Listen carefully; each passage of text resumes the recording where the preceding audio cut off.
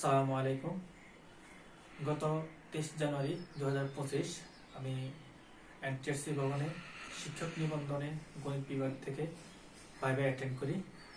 প্রথমে আমি ভিতরে ঢুকি, পরবর্তীতে আমি সালাম দিই। ভাইভা বোর্ডের চেয়ারম্যান আমাকে বসতে বললেন। বসার সাথে সাথে উনি আমাকে বললেন, আপনি কি গণিতে অনার্স মাস্টার্স করেছেন? আমি বললাম জি। পরে বললেন, ঠিক আছে, আপনি ম্যাডামের সাথে কথা বলেন। আমি ম্যাডামে আমাকে প্রশ্ন করা শুরু করলেন।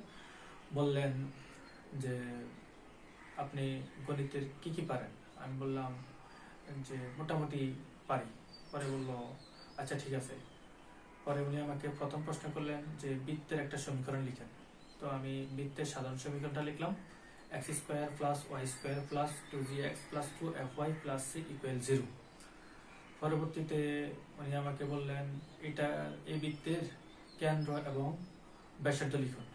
পরবর্তীতে আমি কেন্দ্র এবং ব্যাসার্ধ লিখে দেখালাম। কেন্দ্র -g - f, ব্যাসার্ধ g² + f² - c। পরবর্তীতে আমাকে বললেন যে মূল বিন্দুগামী একটি বৃত্তের সমীকরণ লিখুন। পরবর্তীতে আমি লিখলাম x² + y² = r²। পরে উনি বললেন r² হবে না, a² হবে। পরে আমি বললাম জি। পরবর্তীতে আমাকে বললেন যে কাগজটা নাও। কাগজটা নিলাম। নেওয়ার পর উনি আমাকে বলল যে এখানে একটা ln x আছে, এই ইন্টিগ্রেশনটা হয়েছে কিনা। তো একজনে দেখলাম ln x এর ইন্টিগ্রেশন লিখলো 1/x। তো আমি বললাম জি না ম্যাডাম, হয় নাই। পরে বলতেছে আপনি কি পারবেন? আমি বললাম জি আমি পারবো। পরবর্তীতে আমি ln x এর ইন্টিগ্রেশনটা করে দিলাম। ln x এর ইন্টিগ্রেশনটা ছিল ইউবি সূত্র আকারে। তো আমি আমার একটা মুখস্থ ছিল, আমি মুখস্থ মানটাই লিখে দিলাম, x ln x - x + c। তো এটা বলছে, পরে উনি আমাকে একটু হাসি দিয়ে বললেন, আচ্ছা ঠিক আছে, সুন্দর হয়েছে, আপনি যান। পরে আমি সালাম দিয়ে ভাইভা বোর্ড থেকে বেরিয়ে আসলাম। এই হলো আমার ভাইভা। আর মোটামুটি উনি আমাকে মোটামুটি দেখেছিলেন যে পোশাক পরিচ্ছদ কেমন ছিল। উনি দেখলাম আমার শরীরের দিকে একবার তাকালো যে পোশাক পরিচ্ছদ কি সুন্দর কিনা বা মার্জিত কিনা, ওইটা দেখলো।